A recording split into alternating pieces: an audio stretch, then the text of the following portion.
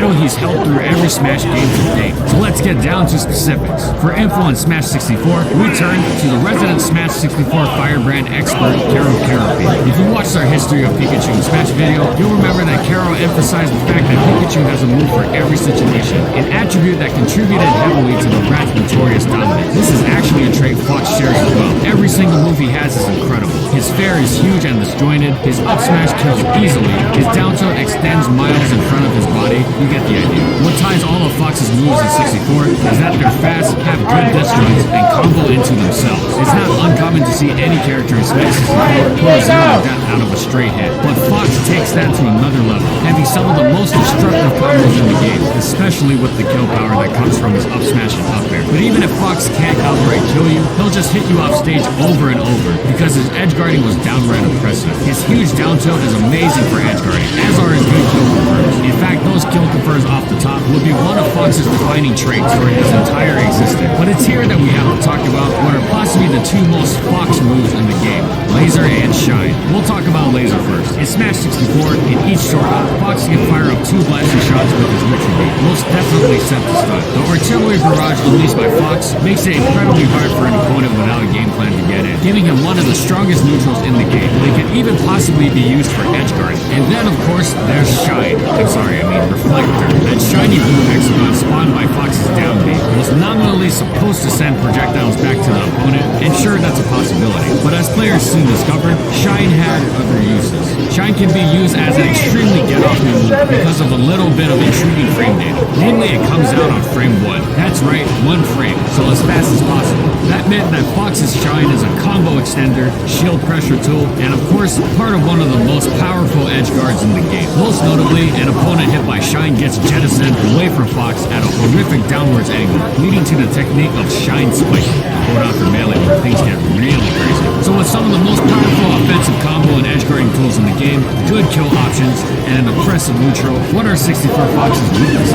Well, 2 things. First of all, those same weak hit moves that lead into the devastating punish can be a hindrance as well. Fox has a hard time dealing with low percentage characters that won't be popped up by his combo moves, and though he has strong kill moves and up smash and up air, if he can't find a link into them, he might find himself fishing for risky overextensions just to get a kill. What's more, Fox's throws are arguably the worst in the game, not risking the kill or leading to good finisher. But Fox's biggest weakness is inarguably his recovery. Slow both in startup and movement. Fox's up B is incredibly linear. It means that if he gets knocked off stage, every single character is prone to grounding him immediately. So sure, he has an incredible neutral game and combo game, but he similarly is susceptible to being destroyed just as hard if he got touched even once. It's at this point that we have to remember the meta that Smash 64 has evolved to. See, it's honestly not that uncommon for any character in 64 to be able to kill you off of 1 hit. So Fox is one of the best at it, but it's not as huge a benefit as one might expect. On the other hand, there's the fact that just getting him off stage meant a dead Fox. What this means is that Fox's estimations by high tier players varies dramatically. Some people think that with that neutral, he should be the best character in the game if played properly. But it's pretty clear that at a human level, Fox has glaring weaknesses. He's been as high as 2nd on the list, but some people think Fox is actually one of the worst in the game. He's easily the most polarizing character. Currently, Fox is agreed to be around 5th, below Pikachu, Kirby, Captain Falcon, and Yoshi. But a good portion of people think he's worse than Jigglypuff too. He's actually pretty much only gone down in the tier list over the years, in part spurred by the banning of Hyrule Castle, where Fox could easily laser cam and avoid direct engagement. That same polarizing nature can be applied to Fox's matchup spread. A good Fox is hell for any character to face, well, except for the rare. But luckily for Pikachu, he can dash under Fox's lasers, making neutral hell for Fox, especially when Pikachu can get you off stage so easily. Karo sums up Fox quite well though. On paper, he should do pretty good against the entire cast. It is human error that holds him back and dictates whether or not he wins or loses. Fox typically did well against tall characters with bad neutral like Samus and Donkey Kong, but like Karo said, it goes up to the Fox player in the end. As such, Fox has seen scattered use throughout the years. Notable Fox players include Nintendude, yep, the same one from Melee, keyboard player Star King, the Japanese Taimai, notable for defeating Isaiah in Genesis 4, and the whole crew of TR3G.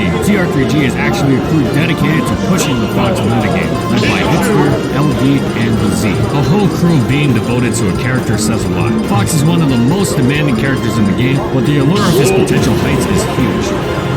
And then going into Melee, oh boy, the potential reached the unimaginable level. So for Melee, before we talk about what changed from Smash 64 to Melee, let's talk about what changed with Fox specifically. Air became significantly worse, going from one of the best aerials in the game in 64 to a decidedly more lacking move in Melee. Shine now became jump cancelable, meaning you could cancel your reflector by jumping after a few frames of it being active. Up B became significantly better, gaining scorching fire on startup as a protective measure and a good deal of length. He lost range on a lot of his moves, and lasers, of course, lost their stun. Now that doesn't sound like much at first, right? Some big nerfs in there, honestly. But let's get to some changes that every character got. Side B moves and vertical throws. Fox's side B, the Fox illusion, is a fast horizontal dash that was lacking as an attacking move, but was a much needed recovery mix-up that made Fox's recovery a good deal more ambiguous. Compounding that was the fact that being able to jump out of Shine meant Fox can now vary his vertical speed and shorten illusion lengths. One frame inputs that would make Fox's side B move less distance and providing him with more mix-up. While Fox's down throw was mostly as useless as his forward and back throws for either killing or comboing, Fox's up throw was a godsend. Remember how Fox struggled to kill before? Yeah, not anymore. Up throw led to a semi-reliable kill setup off the top, sealing Fox's double-pronged approach of amazing edge guards with Shine and huge vertical power to circumvent recovery as one of the best in the game. So that in its own makes Fox better. But now let's talk about Melee's overall system change. Shielding became significantly stronger, but was still susceptible to strong pressure. Spot dodging was implemented. Characters still had the ability to kill off with single hit, but were tasked with reading increased DI and improved defensive options to make that happen. Somebody turned up. Oh my God!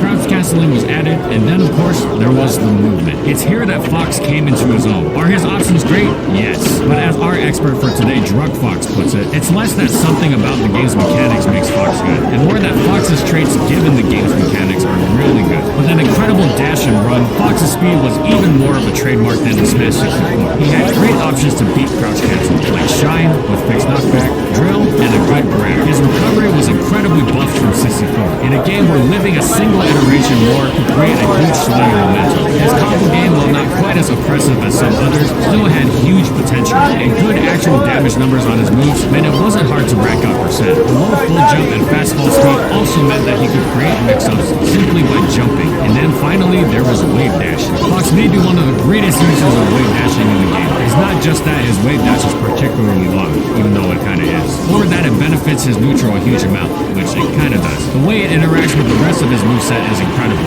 His already ambiguous movement becomes even more threatening. And then there's the pairing with something we mentioned earlier, that you could jump out of Shine. Jumping out of Shine was an incredible buff in its own right, allowing Fox some of the craziest shield pressure strings in the game, even replicating multi-shine pressure from 64 in a somewhat better form. And Drug Fox has urged us to emphasize that Shine is probably the best defensive tool in the game anyways, since you can turn around, stall movement, get people off of you with it, and we talked about the recovery options too. But let's get to Wave Shine. With the ability to cancel Shine and simultaneously move out of it, Fox had combo trees open up off of one of the fastest moves in the game. The fastest to be specific, needing to grab, up-smash, down tilt, and against some characters, even another Shine. Go look up some Fox TAS videos, because the potential of this character is in some cases thought to be unlimited. You can